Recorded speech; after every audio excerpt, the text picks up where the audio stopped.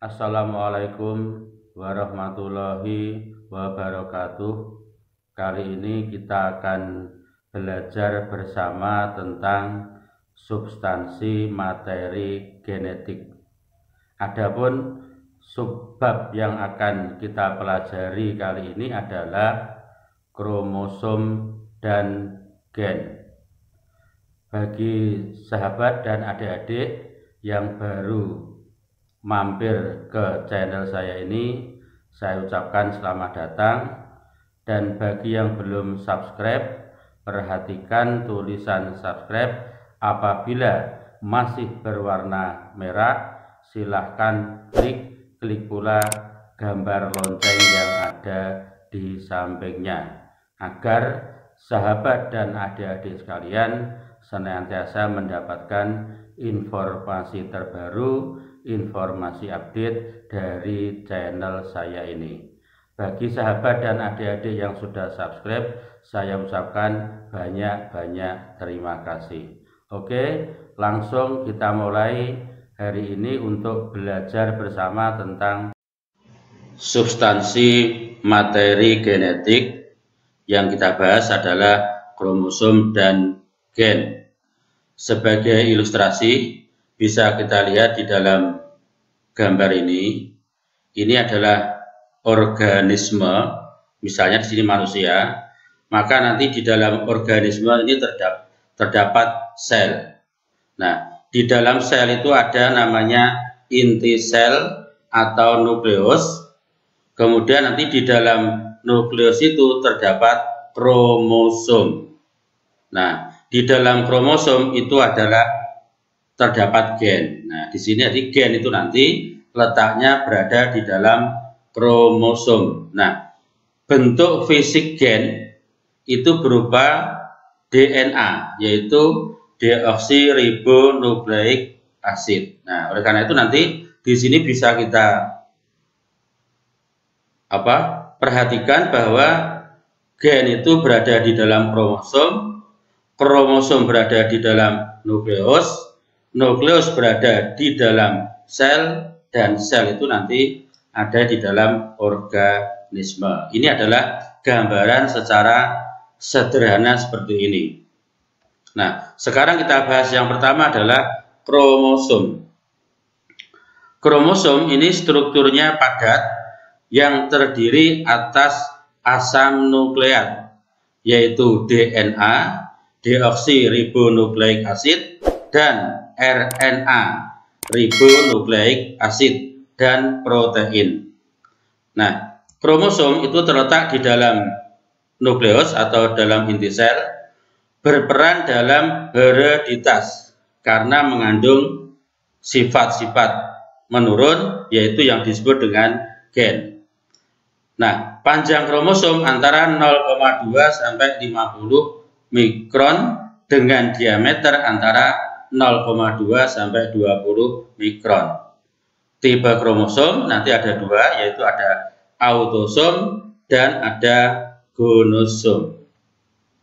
Bagian-bagian kromosom ini bisa dilihat kromatid. Jadi yang nomor satu ini adalah kromatid. Kemudian nanti ada sentromer.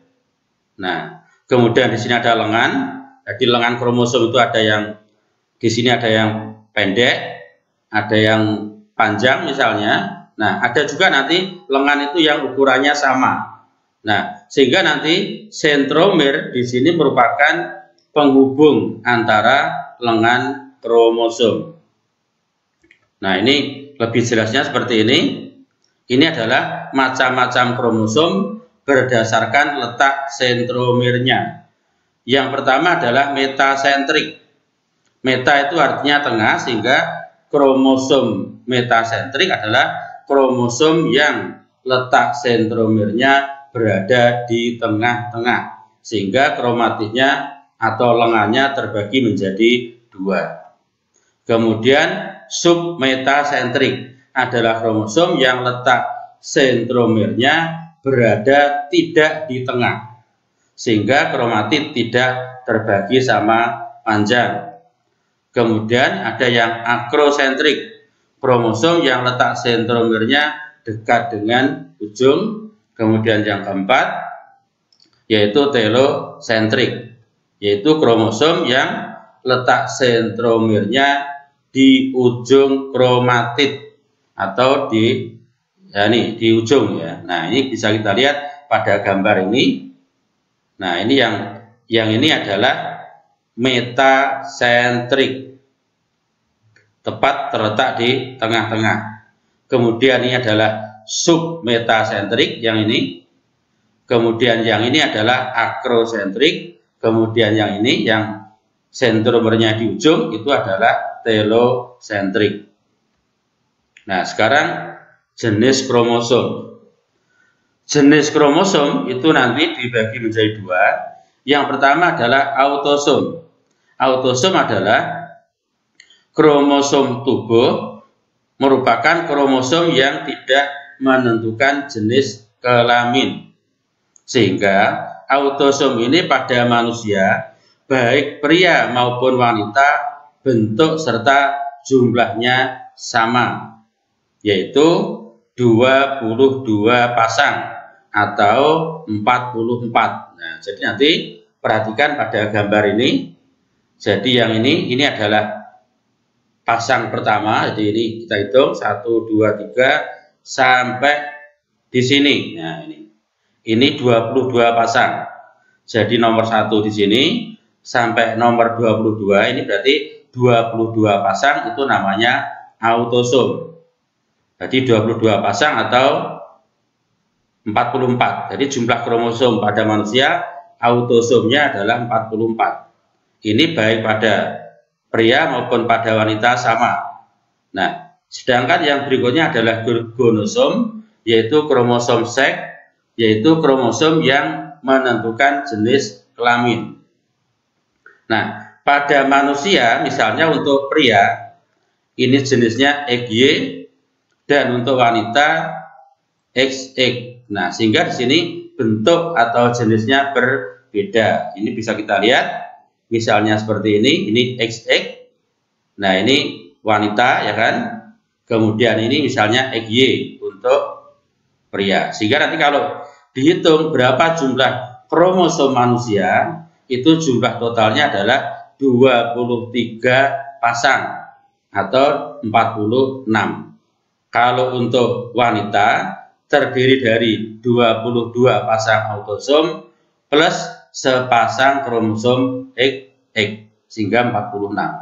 Nah, untuk pria atau laki-laki autosomnya sama, yaitu 22 pasang ini, kemudian ditambah dengan sepasang kromosom XY, sehingga tetap jumlahnya sama di 22 pasang atau 44 ditambah 2 sehingga 46. Nah, kemudian ini bisa kita lihat misalnya jumlah kromosom pada beberapa jenis hewan. Misalnya yang pertama ini contoh saja, misalnya lalat buah atau Drosophila melanogaster. Ini jumlah kromosomnya hanya 8 atau 4 pasang. Jadi kalau 8 berarti 4 pasang. Nah, 4 pasang ini terdiri dari 33 pasang.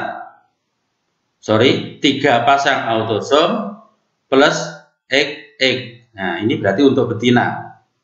Jadi kalau kita jumlah ini ya, 3 pasang berarti 6 ditambah 2 berarti 8 XX. Nah, ini untuk betina. Sedangkan untuk jantan 3 pasang autosom atau 6 sama plus XY. XY untuk jantan, sehingga jumlahnya 6 ditambah 2. Nah, contoh lagi misalnya nyamuk. Nah, nyamuk ini kromosomnya 6, jumlahnya 6, sehingga ada 3 pasang. Nah, 3 pasang itu terdiri dari 2 pasang autosom, berarti autosomnya 4, ditambah sepasang gonosom XX, ini berarti betina. Sedangkan untuk jantan 2 pasang autosom plus sepasang XY, ini untuk jantan. Sehingga kalau dihitung sama ini 2 pasang berarti 4, nah kemudian ditambah 2, nah X dan Y berarti jumlahnya 6. Nah, contoh lagi, nah ini manusia misalnya. Manusia adalah 46 atau 23 pasang. Nah, 23 pasang ini untuk wanita terdiri dari 22 pasang autosom, jadi 44 jumlahnya, plus sepasang gonosom. 44 ditambah 2, nah, XX, berarti jumlahnya 46. Nah, kemudian yang ini sama, yang laki-laki 22 pasang autosom, berarti 44, ditambah sepasang gonosom, X dan Y, sehingga 44 ditambah 2 jumlahnya 46. Nah, juga untuk yang lain, misalnya orang hutan ada 48, domba 60. Nah, ini gambarnya seperti ini. Nah, nanti tolong ini nanti dipahami sendiri, dibaca berulang-ulang, dan nanti kalau misalnya belum paham, ada pertanyaan, silakan nanti bisa ditulis pada kolom komentar. Nah, ayam, nah ini misalnya 78, berarti 78 ya 39 pasang. Nah, gambarannya seperti ini, jadi nanti silahkan dipahami. Nah, kemudian sekarang yang B, yaitu gen. Gen ini berperan dalam mengatur metabolisme dan menyampaikan informasi genetik dari satu generasi ke generasi berikutnya. Nah, oleh karena itu, gen ini merupakan faktor pembawa sifat atau hereditas. Nah, sehingga nanti dari orang tua ke anak atau ke keturunannya itu nanti sifat-sifat itu diwariskan melalui yang namanya gen. Nah, misalnya kalau pada manusia ada yang warna rambut, ya kan, kemudian bentuk hidung, ada yang mancung, ada yang tidak. Nah, atau mungkin kalau pada tumbuhan ya ada yang bunganya merah, bunganya kuning, itu juga nanti keturunan itu ditentukan oleh yang namanya gen ini. Nah, gen ini terletak pada lokus kromosom yang tersusun berderet secara linier. Nah, nanti untuk lebih jelasnya nanti kita bahas lagi. Nah, kemudian apa hubungan antara kromosom dengan gen? Nah, kromosom ini mengandung gen atau mengandung DNA. Tadi sudah saya jelaskan bahwa bentuk fisik gen itu adalah DNA. Nah, sehingga nanti DNA itu ya gen kan gitu. Nah, bentuk fisiknya berupa DNA ini. Nah, total informasi genetik yang disimpan dalam DNA itu disebut dengan genom. Sehingga nanti genom DNA, jadi satu genom DNA misalnya itu tersusun atas gen-gen atau beberapa gen.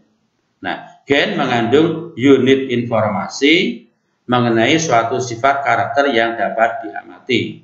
Ini disebut dengan fenotip. Jadi fenotip itu adalah sifat yang dapat kita lihat, yang dapat kita amati. Misalnya bunga warnanya merah, itu berarti fenotip. Daun warnanya hijau, itu fenotip. Atau misalnya rambut lurus, rambut keriting, rambut warna hitam. Nah, itu adalah fenotip. Nah, kemudian gen ini merupakan fragmen dari DNA yang ada di dalam kromosom. Nah, ini untuk lebih jelasnya mungkin bisa diperhatikan pada gambar seperti ini. Nah, ini saya berikan gambaran agar sahabat dan adik-adik sekalian mempunyai konsep yang benar. Nah, pertama kita lihat nanti ya, letak gen. Letak gen itu nanti berada di dalam kromosom, tepatnya di dalam lokus. Jadi ini di gambar ini kita ilustrasikan, ini adalah kromosom, jadi ini kromosomnya. Jadi garis vertikal ini, kemudian yang garis horizontal ini adalah lokusnya. Sama, ini juga begitu, ini pasangannya. Jadi yang biru, nah ini ya, yang vertikal itu kromosomnya, ini kromosom, ini adalah lokus. Nah, gennya mana? Nah, gennya itu yang di sini nih, ini disimbolkan dengan huruf misalnya A besar, A kecil, B besar, B kecil, C besar, C kecil, D besar, D kecil. Ini adalah simbol dari gen. Sehingga nanti dari sini bisa kita perhatikan gen itu letaknya pada lokus. Nah, lokus itu letaknya pada kromosom. Nah, kemudian gen itu juga dianalogikan seperti manik-manik yang berjejer pada seutas benang. Pada sel yang diploid itu memiliki 2 lokus untuk setiap karakter. Jadi nanti di sini itu berpasangan. Makanya di sini disimbolkan dengan huruf besar. Huruf besar itu nanti untuk menunjukkan sifat yang dominan. Sedangkan yang huruf kecil, nah seperti ini adalah sifat yang resesif. Karena memang di sini berpasangan. Misalnya contoh berpasangan itu ada rambut, misalnya ada yang lurus, ada yang keriting. Hidung ada yang mancung, ada yang tidak mancung. Dan nanti tergantung mana sifat yang dominan, mana sifat yang resesif. Nah, gen yang dominan nanti disimbolkan dengan huruf besar, sedangkan yang resesif disimbolkan dengan huruf kecil. Nah, sekarang alel. Nah, ini. Apa itu alel? Yaitu alel itu adalah gen yang terletak pada lokus yang sama, pada kromosom homolog, tetapi sifatnya berlawanan. Atau alel merupakan bentuk alternatif gen dalam lokus yang sama pada kromosom homolog. Ini sebenarnya maknanya sama. Jadi begini, yang disebut alel itu nanti adalah gen-gen yang terletak pada lokus yang sama pada kromosom homolog, tetapi sifatnya berlawanan. Contoh seperti ini misalnya. Nah, misalnya kalau di sini saya berikan gambarnya, ini simbolnya. Misalnya buah manis ini dominan terhadap buah asam, maka buah manis disimbolkan dengan M besar. Sehingga di sini M besar itu namanya homozigot dominan karena sama. Kemudian yang buah asam karena ini resesif disimbolkan dengan M kecil. M kecil, maka disebut dengan homozigot resesif. Kemudian yang heterozigot ini adalah M besar, M kecil.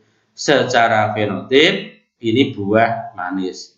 Nah, kok buahnya manis? Ya, karena di sini manis dominan terhadap asam, sehingga M besar, M kecil ini rasanya manis. Nah, inilah yang disebut dengan alel. Jadi pasangan ini, jadi pasangan gen itu yang tetap pada lokus yang sama pada kromosom homolog. Nah, jadi ada sifat alternatif, misalnya ada manis, ada asam. Nah, kemudian di sini nanti yang perlu saya jelaskan lagi, ada fenotip, ada genotip. Nah, misalnya begini, fenotip adalah sifat yang tampak. Jadi sifat yang tampak dari luar itu namanya fenotip. Nah, fenotip ini dipengaruhi oleh 2 faktor, yaitu faktor genetik dan faktor lingkungan. Sedangkan genotip itu adalah sifat yang tidak tampak atau penyusun genetik. Nah, tetapi yang perlu dicatat, genotip ini sangat mempengaruhi fenotip. Nah, seperti ini contohnya, misalnya kalau di sini tertulis buah manis, ini berarti fenotip.